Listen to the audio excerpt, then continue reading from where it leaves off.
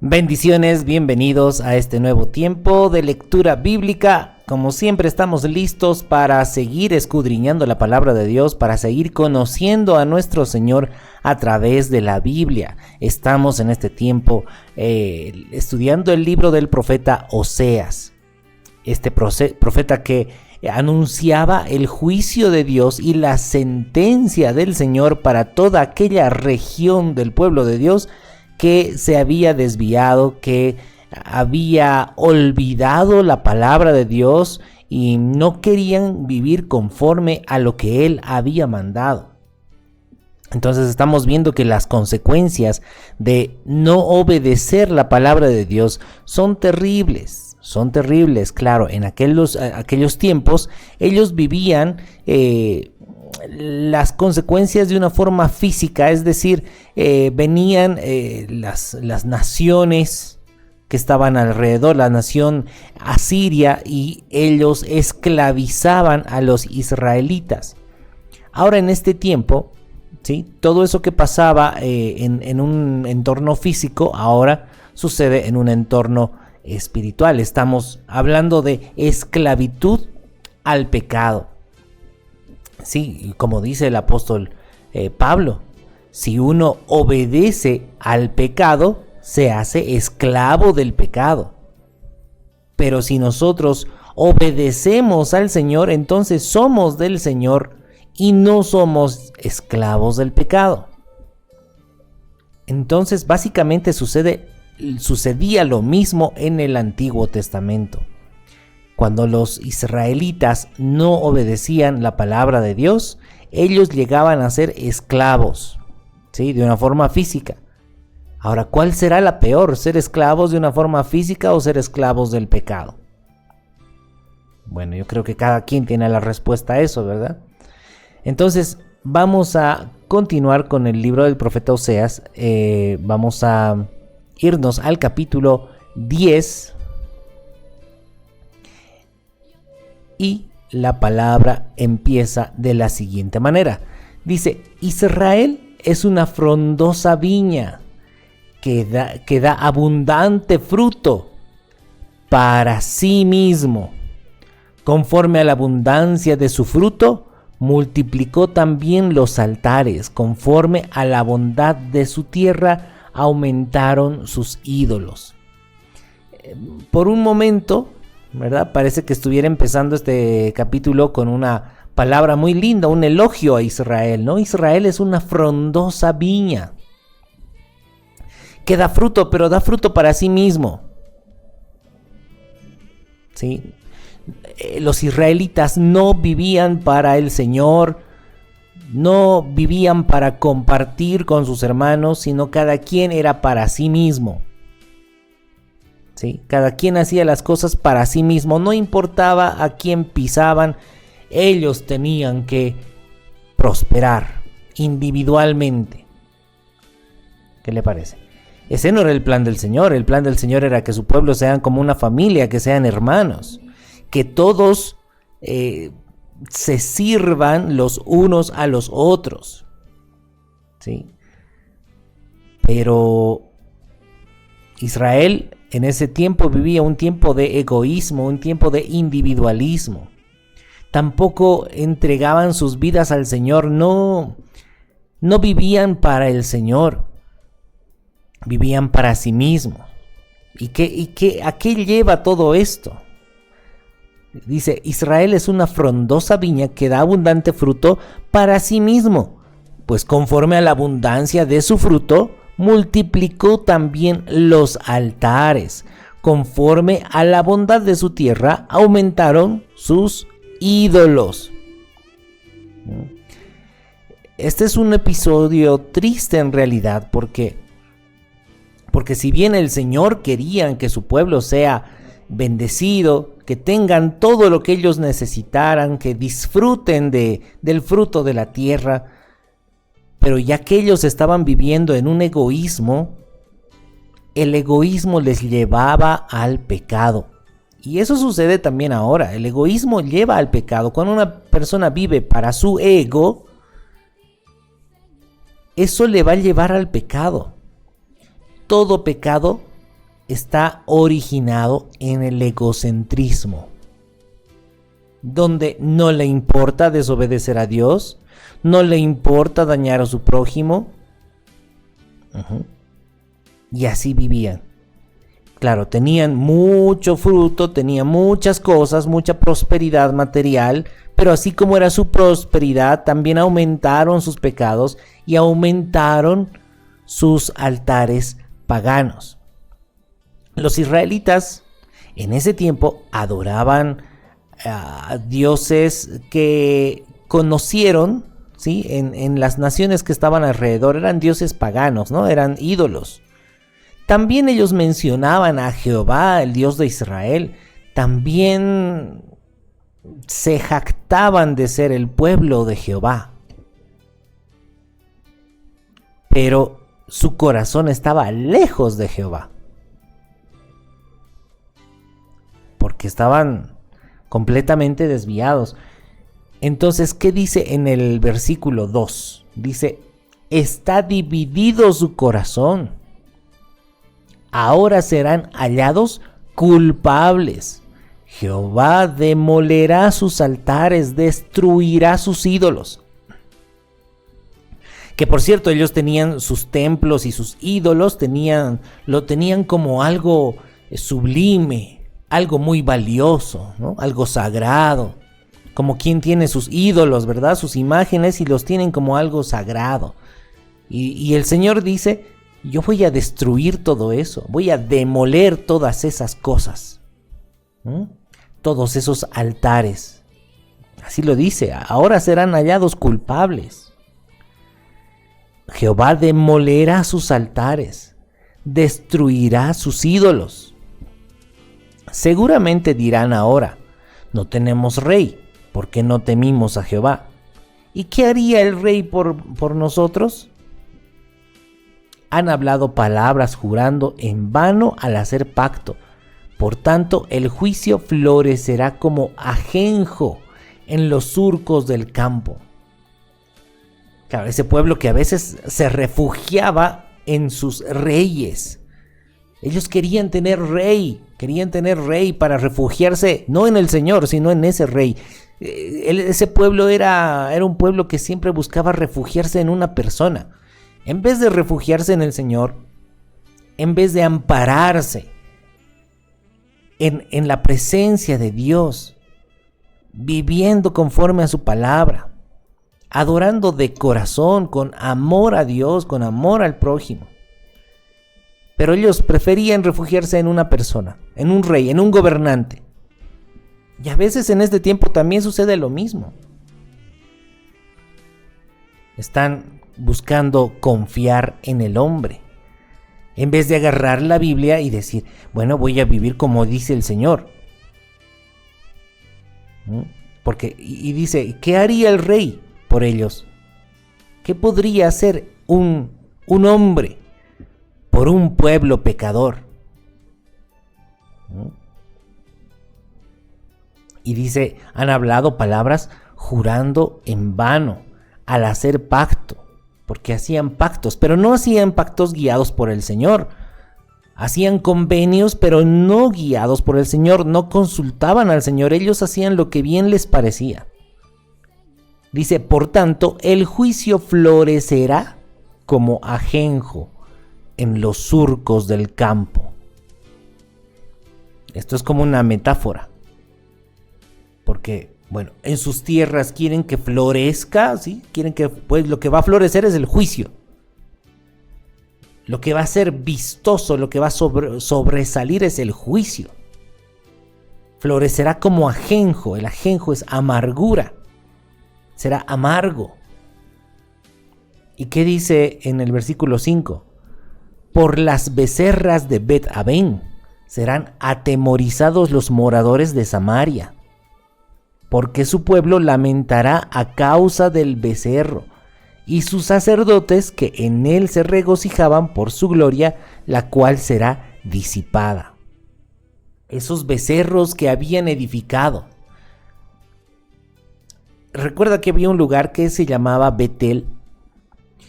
Betel significa casa de Dios. Y ahí en Betel ellos edificaron templos paganos y pusieron su becerro ahí. No era el único lugar, habían otros lugares donde también tenían sus becerros, pero ahí estaba, en ese lugar que se llamaba Casa de Dios, que se llamaba Betel, estaban sus ídolos. Pero ahora el Señor le cambia el nombre, en vez de decir Betel, dice Bet Aven. ¿Qué significa Bet? Bet significa casa. Aven puede significar ídolos, puede significar cosas vanas. Eso significa Aven, algo vano, algo sin sentido, ¿no? Ídolos que no hacen nada, ídolos que tienen ojos y no miran, tienen orejas y no oyen, pies y no caminan. Entonces está diciendo por aquellas becerras que han puesto en la casa de sus ídolos. Y por eso dice, serán atemorizados los moradores de Samaria, porque su pueblo lamentará a causa del becerro y sus sacerdotes que en él se regocijaban por su gloria, la cual será disipada. Claro, los ídolos tienen gloria, ¿no? Muchos glorifican los ídolos, los templos paganos. Ay, mira esas imágenes, y tiene oro y tiene joyas. Mira esas iglesias, ¿no? Esa arquitectura invaluable. Para el Señor todo eso es pagano. Cuando son templos paganos son abominación al Señor.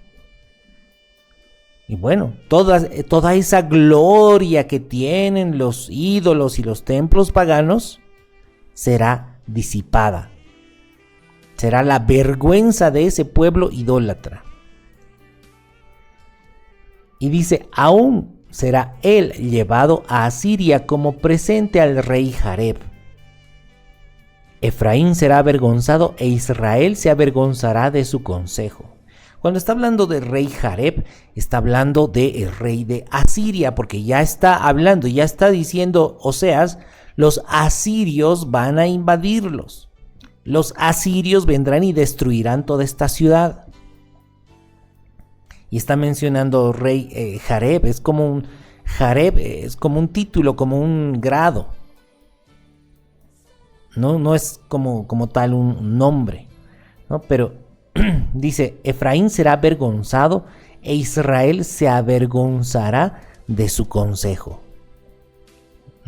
Ya verán que todo lo que ellos pensaban, ¿no? Que estaban bien, que todo será prosperidad, que todo les va a salir bien, que todo será lindo y hermoso, resulta que era todo lo contrario. Resulta que el Señor estaba molesto con ellos. Y dice, en el versículo 7, dice, de Samaria fue cortado su rey como espuma sobre la superficie de las aguas. Como algo que no sirve, algo que hay que desechar. ¿Sí? Ese rey, cuando habla de Samaria, recordemos, está hablando de la casa de Israel, está hablando de la ciudad más importante de la tribu de Efraín, ¿no? Que era la ciudad capital de toda la casa de Israel. Estamos hablando de la casa de Israel de la parte norte, ¿sí? Como vemos acá, la parte norte.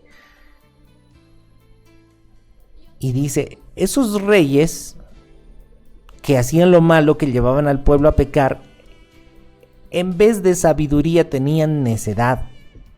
Porque ¿qué es la sabiduría? El principio de la sabiduría es tener temor del Señor. El principio de la sabiduría es saber que con Dios no se juega, no se toman las cosas livianamente, que su palabra es en serio. Pero cuando no tienen temor, dicen, no, sí, no importa lo que hagamos, no importa si desobedecemos, igual Dios es bueno, ¿no? Dios es buenito. Él nos va a tomar como si fuéramos inocentes, aunque seamos culpables. ¿no? Como en este tiempo hay una doctrina que dice, ¿no? Dios te va a mirar como si fueras justo, aunque seas injusto. ¿No? Esas palabras son bonitas, ¿no? Para los oídos que no quieren andar en rectitud. Y así el consejo de los reyes, los consejeros de en aquel tiempo, no guiaban al pueblo conforme a la palabra de Dios. Y dice el versículo 8: y los lugares altos de Avén serán destruidos. Ya hemos visto que Avén significa ídolos, banalidad. Esos lugares altos serán destruidos. El pecado de Israel crecerá sobre sus altares espino y cardo. Y dirán a los montes, cubridnos, y a los collados, caed sobre nosotros. En otras palabras, en vez de que crezca la gloria de Israel, lo que va a crecer es el pecado, y va a ser visible el pecado. ¿Sí? Y la gente va a decir, dirán a los montes, cubridnos, y a los collados, caed sobre nosotros. Esto nos recuerda mucho a lo que menciona Apocalipsis en el capítulo 6, ¿verdad? Cuando viene el juicio del Señor Jesús. Aquellos hombres ricos y poderosos, los que creían que no necesitaban al Señor para nada, ellos también dirán, ¿verdad?, a los montes, caed sobre nosotros y escondernos de aquel que está sentado, ¿no?, en el trono. Y así los israelitas también verán que realmente Dios no está con ellos. Hermanos, es que no es necesario que nosotros lleguemos hasta consecuencias terribles para recién darnos cuenta que Dios no había estado con nosotros. Y es más, algunos llegan a consecuencias tan devastadoras, consecuencias de sus pecados, y aún así piensan que Dios está con ellos. No, el Señor no está con aquellos que andan viviendo en pecado. Eso hemos leído una y otra vez. Aquellas personas que andan en pecado, el Señor no está con ellos. Esas personas están desprotegidas del Señor. El Señor se da la vuelta. Lo que estamos leyendo en todos los profetas nos enseñan eso. Aquel pueblo que no busca la palabra de Dios para vivir como el Señor quiere, amando al Señor. Esas personas que están en desobediencia van a sumergirse cada vez más en pecado, y el Señor se aparta de ellos. No es conveniente autoengañarnos. Pensar, Dios está conmigo, sí, yo ando en pecado, hago esto, hago lo otro, pero igual Dios está conmigo, ¿no? El apóstol Pablo dice en 1 Corintios capítulo 6, verso 9, ¿no sabéis que los injustos no heredarán el reino de Dios? No erréis, los que andan en pecado no entrarán al reino de Dios. Los injustos no heredarán el reino de Dios. Aunque a usted le digan, aunque seas injusto, Dios te mira como si fueras justo. No, la palabra dice, los injustos no heredarán el reino de Dios.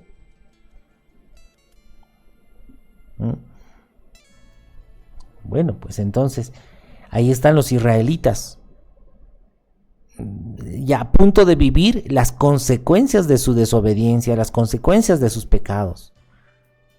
Sí, cuando el profeta Oseas estaba anunciando todo esto, prácticamente ya la invasión asiria estaba a la vuelta de la esquina. Ya estaban en camino los asirios. Y dice el verso 9, desde los días de Gabaa has pecado, oh Israel. Allí estuvieron, no los tomó la batalla en Gabaa contra los inicuos. Y una vez más, el anterior capítulo también hemos visto un poco, ¿verdad?, sobre qué es lo que pasó en Gabaa de Benjamín, donde los israelitas pecaron terriblemente, ¿sí? Ultrajaron a una mujer hasta matarla. Y luego esta mujer fue cortada en pedazos. Fue terrible, una atrocidad. Y dice, desde esos días ustedes israelitas están pecando, pecado tras pecado. Y claro, como hubo una batalla ahí contra los de Gabaa, contra los benjaminitas, y ustedes también eran pecadores los que estaban peleando contra los pecadores, ustedes también eran pecadores. Y ustedes continuaron pecando y aumentaron el pecado. Y dice en el versículo 10, y los castigaré cuando lo desee. Pueblos se juntarán sobre ellos cuando sean atados por su doble crimen. Efraín es novilla domada. ¿Sí? Aquí una vez más, Efraín está refiriéndose a la casa de Israel. Y dice, es una novilla domada que le gusta trillar. ¿No? Mas yo pasaré sobre su lozana cerviz. Haré llevar yugo a Efraín, arará Judá, quebrará sus terrones Jacob.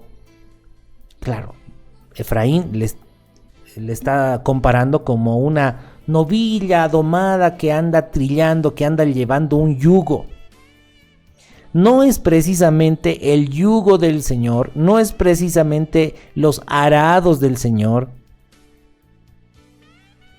sino que están sembrando maldad para dar como fruto el pecado. ¿Sí? Y dice, y haré llevar yugo a Efraín. Bueno, ese yugo será pesado. Ese yugo será difícil. Cuando uno anda atado al pecado, ese yugo es pesado y lo que se cosecha son consecuencias negativas, consecuencias que dañan principalmente nuestra vida espiritual. Entonces dice, haré llevar yugo a Efraín, arará Judá, quebrará sus terrones Jacob. Sembrad para vosotros en justicia, segad para vosotros en misericordia. Haced para vosotros berbecho, porque es tiempo de buscar a Jehová hasta que venga y os enseñe justicia. Habéis arado impiedad, segasteis iniquidad, comeréis fruto de mentira, porque confiaste en tu camino y en la multitud de tus valientes. Y aquí en el verso 12, es como si el profeta les estuviera recordando ya lo que otros profetas les habían advertido. Porque todos los profetas decían, empiecen a buscar al Señor. Siembren, pero no siembren para iniquidad. Siembren obediencia para bendición. ¿Sí? Y dice aquí, como haciéndoles recuerdo, ¿no? Así se les dijo, sembrad para vosotros en justicia, segad para vosotros en misericordia. Haced para vosotros barbecho, porque es el tiempo de buscar a Jehová hasta que venga y os enseñe justicia. Pero habéis arado impiedad, segasteis iniquidad. ¿No? Eso es lo que araban, eso es lo que sembraban, impiedad. ¿Qué es la impiedad? Impío es aquel que vive sin hacer la voluntad de Dios. Están arando impiedad y ¿qué es lo que cosechan? Es iniquidad. Es vivir en desobediencia. Comeréis fruto, pero fruto de mentira, porque confiaste en tu camino y en la multitud de tus valientes. Y es así, es fruto de mentira. Cuando uno vive conforme a sus pasiones, conforme a sus propios deseos, busca, tal vez quiere escuchar la palabra de Dios, pero va a buscar doctrinas que alimenten ese egocentrismo, ¿no? Va a buscar doctrinas que le digan, no te preocupes por tu pecado, no importa que sigas pecando, igual el Señor te va a salvar. ¿No? Eso es lo que busca ese corazón que todavía quiere seguir pecando, busca doctrinas que le hablen, ¿no? Que le hablen así. Si en un corazón hay ambición material, va a buscar doctrinas de la prosperidad que le hablen, ¿no? De Dios te va a hacer rico, ¿no? Y ese es el fruto que cosechan, es fruto de mentira, tal como dice aquí. Eso es lo que van a comer, fruto, pero fruto de mentiras. Porque ustedes confían en sus propios caminos, ¿no? Confían en hombres, en vez de confiar en la palabra. Por eso, hermanos, siempre cuando uno escucha alguna prédica, siempre tiene que leer la Biblia, y qué hermoso sería que lean todo el contexto, no solo un versiculito ahí, un par de versículos por allá, todo el contexto, todo el capítulo, y el capítulo anterior y el capítulo posterior. Y una vez, como siempre le digo, no se base, no se refugie en libros de hombres extrabíblicos, de teólogos, entre comillas, teólogos de renombre. Fundaméntese en la Biblia. En la Biblia, cuando usted tenga estudio bíblico, en vez de leer libros de hombres, usted lea la Biblia. Porque luego los hombres también están escribiendo conforme a sus corazones y hay mucha falsa doctrina en libros. Y a muchos los confunden. No, usted lea la Biblia. Esa es la palabra más segura. Y así como ahora estamos nosotros estudiando, estamos conociendo el carácter del Señor. Este es el carácter del Señor. A veces hacen estudios, ¿no? Vamos a hacer estudios de los atributos de Dios y lo hacen de forma sistemática, ¿no? Un desarrollo académico, ¿no? La mejor forma de que usted conozca el carácter de Dios es leyendo la Biblia, desde el Génesis, todo el Antiguo Testamento, luego todo el Nuevo Testamento. Ahí uno conoce el carácter de Dios. No es de un cursito de atributos de Dios módulo 1, atributos de Dios módulo 2, no. La Biblia es lo que tenemos que leer. A través de la Biblia, en todo su contexto, ahí podemos conocer el carácter de Dios, y estamos viendo ahora el carácter de Dios. El Señor dice: no tomaré por inocente al que es culpable. Si no enderezan sus caminos, pereceréis igualmente.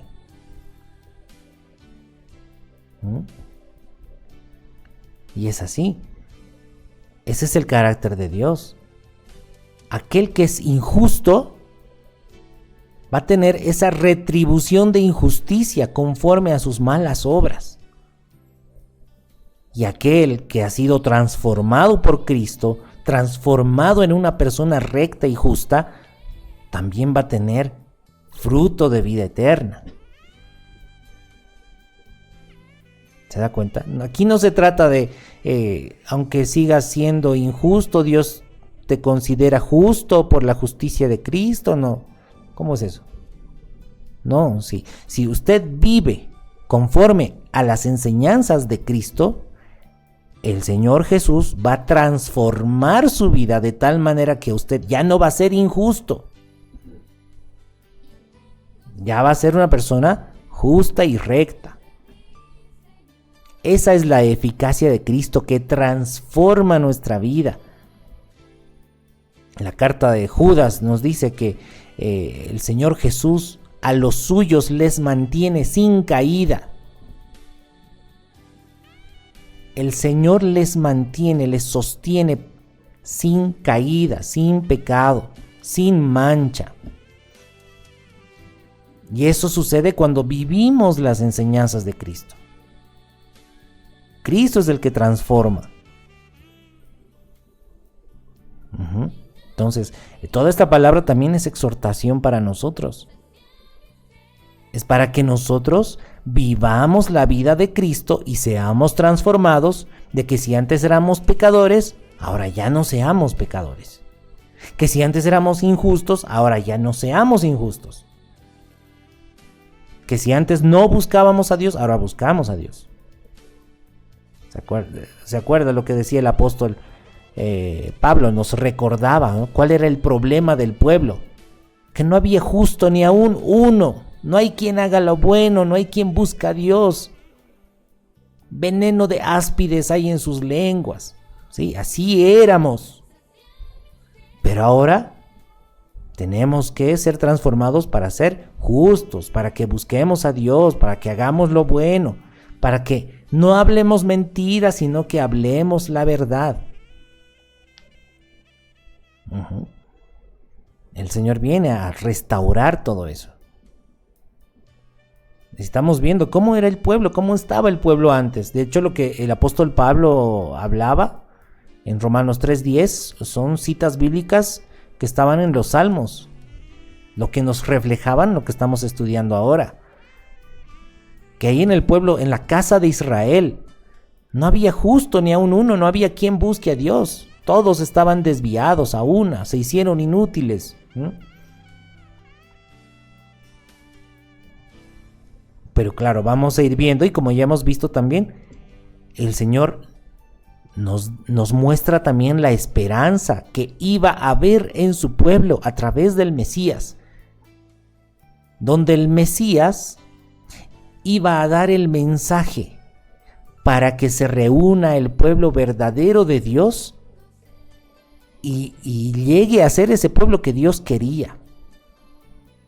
Ese pueblo obediente, ese pueblo que amaba a Dios, ese pueblo que compartía todo con su prójimo, con sus hermanos. Ese es el pueblo que Dios quiere. Y si nosotros no somos ese pueblo, no vamos a estar con el Señor. No nos autoengañemos. Aquí está. Dice, volvamos aquí a Oseas, en el versículo 13. Dice, habéis arado impiedad y cegasteis iniquidad. Comeréis fruto de mentira porque confiaste en tu camino y en la multitud de tus valientes. Por tanto, en tus pueblos se levantará alboroto y todas tus fuerzas serán destruidas como destruyó Salmán a Bet Arbel en el día de la batalla, cuando la madre fue destrozada con los hijos. Bueno, aquí tal parece había una batalla tremenda. Un tal Salmán, ¿sí?, destruyó a Bet Arbel. Ahora, ¿quién era este Salmán? Bueno, estudiando un poco, puede ser que se refiera a un rey asirio que ya anteriormente había invadido la parte norte y había una gran matanza. También puede estarse refiriendo a Salum, que era quien mató al rey Zacarías, que no es el Zacarías el profeta, sino un rey que se llamaba Zacarías, un rey de Israel, que por cierto también hacía lo malo, ese rey de Israel. Y este Salum mató a Zacarías. Este Zacarías era hijo de Jeroboam II, que también llevaba al pueblo a pecar. Entonces, esta batalla puede estarse refiriendo a alguna de estas dos ocasiones. De una u otra forma está hablando de una matanza cruel, de alguien sanguinario. Entonces dice, tus fortalezas serán destruidas, como destruyó Salmán a Bet Arbel en el día de la batalla, cuando la madre fue destrozada con los hijos. Ha sido una batalla terrible. Mataban a las madres con sus hijos. así hará a vosotros Betel, por causa de vuestra gran maldad. A la mañana será del todo cortado el rey de Israel. Así harán los asirios con Betel, ¿no? Como que con Betel, con la casa de Dios, con la supuesta casa de Dios, donde habían ídolos. ¿Y por qué sucederá todo eso a la casa de Israel? ¿Por qué vendrán los asirios y destruirán todo el país? Las ciudades las quemarán. ¿Por qué? Por causa de vuestra gran maldad. A la mañana será del todo cortado el rey de Israel. Y así es como termina el capítulo 10 del libro de Oseas. Ya estaba a la vuelta de la esquina la invasión de los asirios. Y era importante que el profeta anuncie el por qué. No es que viene juicio y listo. No, es necesario saber el por qué. A veces se escucha, ¿no? Pasa algo, pasa una catástrofe, es juicio de Dios, dice alguno. No, lo que se necesita saber es por qué. Eso es lo más importante. No es simplemente decir juicio de Dios, sino que el Señor muestra aquí. ¿Por qué? Por vuestra gran maldad, por vuestra desobediencia, por adorar ídolos, por no amar a sus hermanos, por dañar a sus hermanos.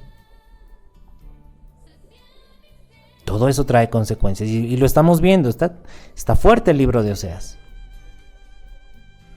Y bueno, aquí es donde termina el capítulo 10 del libro del profeta Oseas.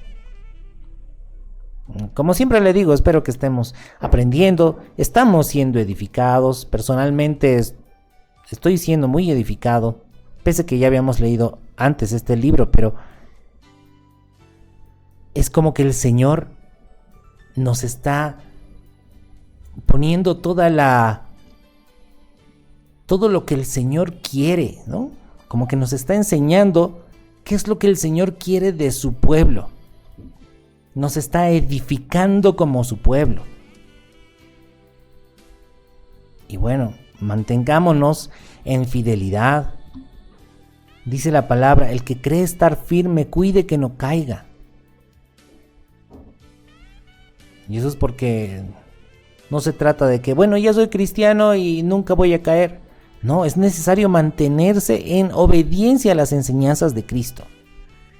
Es necesario seguir diligentes, siguiendo sus pisadas, buscar lo que el Señor quiere, ¿verdad? Porque el Señor es el que nos mantiene sin caída, como ya habíamos mencionado. Pues bien, entonces, me despido y si el Señor lo permite, nos encontramos en el próximo capítulo. Abrazos para todos.